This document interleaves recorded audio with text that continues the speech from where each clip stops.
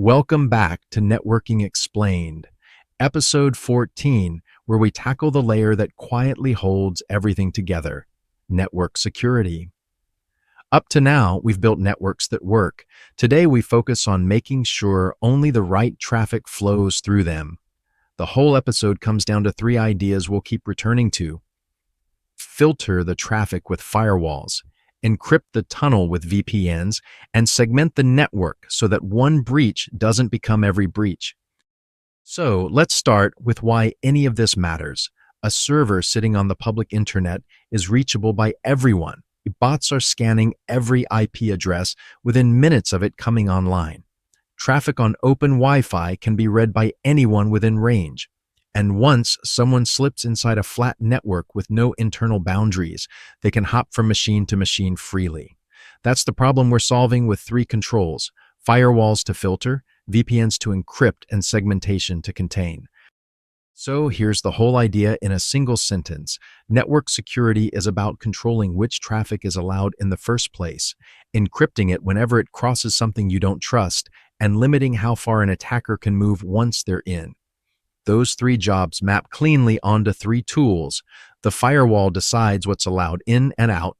The VPN gives you an encrypted tunnel across hostile networks, and segmentation puts walls inside so a breach doesn't become a tour of your whole environment. Let's start with the first of those three, the firewall. Think of it as a bouncer standing between two networks, checking every single packet against a guest list. Is this allowed or not? It decides based on port, IP address, and direction of travel.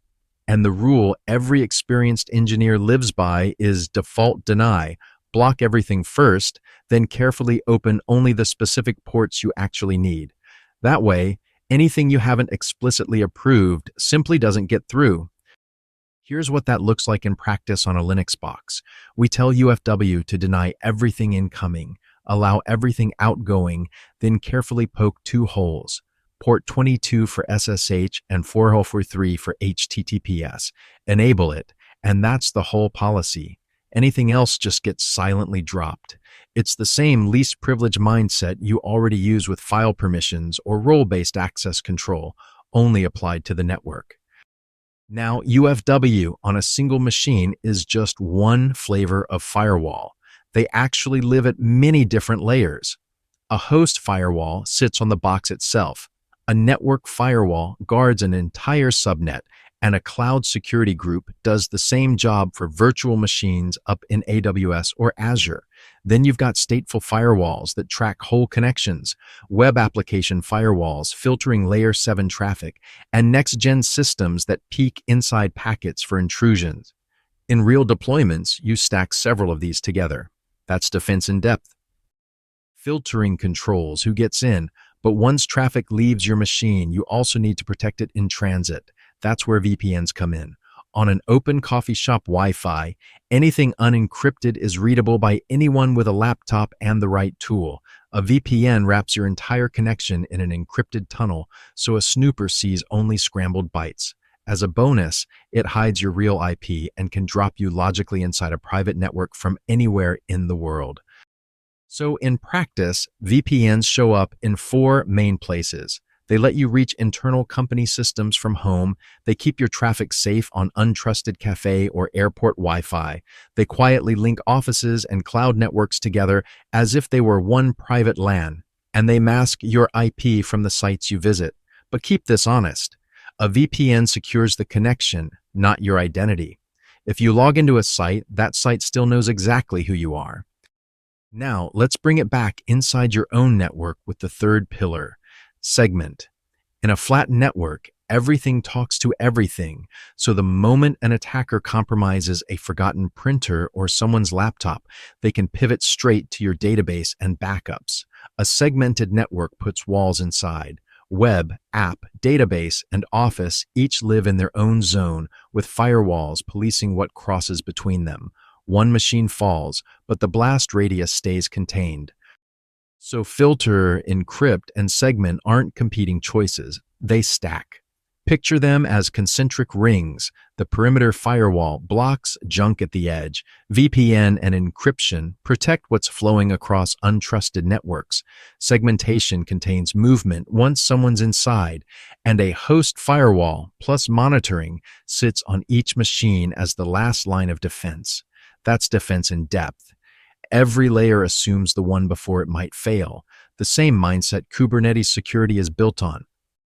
Now, defense in depth assumes layers, but it still often assumes that being inside the network means something. Zero trust throws that assumption out. The old castle and moat model trusted everything behind the firewall, which means one phished laptop and the attacker roams freely. Zero trust flips it, no implicit trust anywhere. Every request gets verified on identity and device every time, whether it's coming from a coffee shop or the office LAN.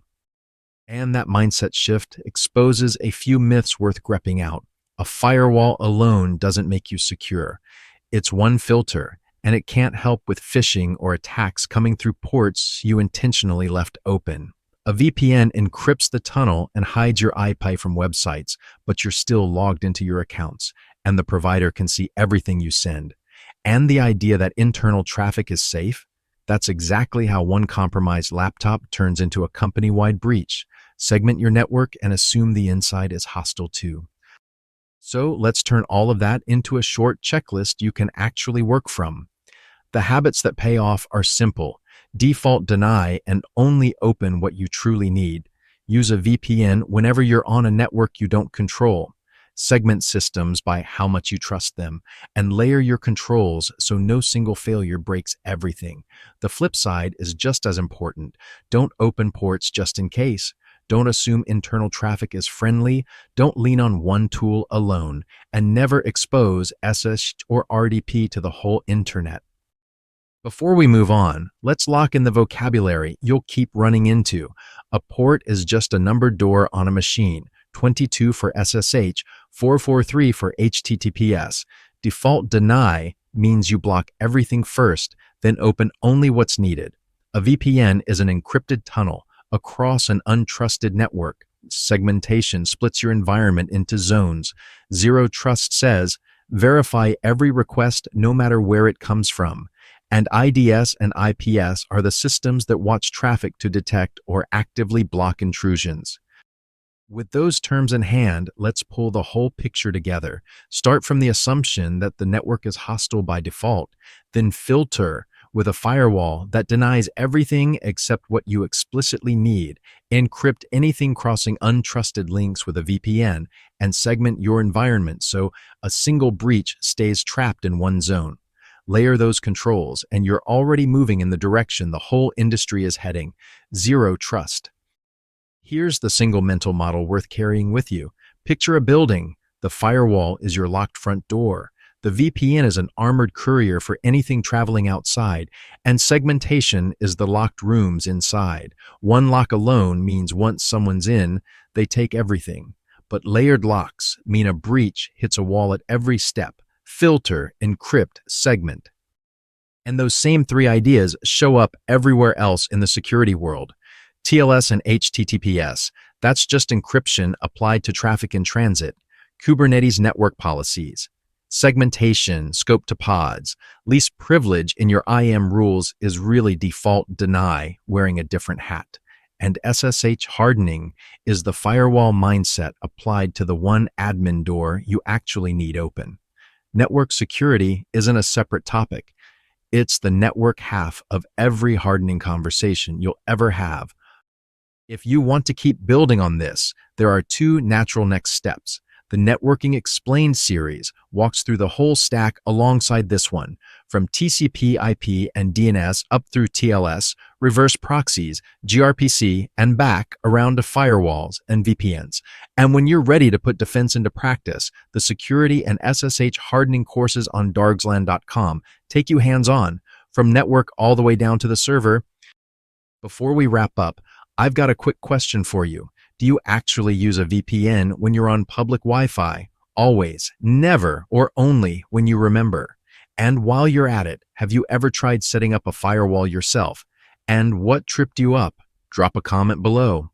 I read them, and the answers often shape what I cover next. And that's a wrap. Filter, encrypt, segment.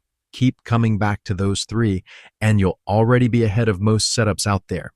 If you want to take this further and actually harden real systems hands-on, head over to dargslan.com and check out the courses. Hit subscribe so you don't miss the next episode, and thanks for watching.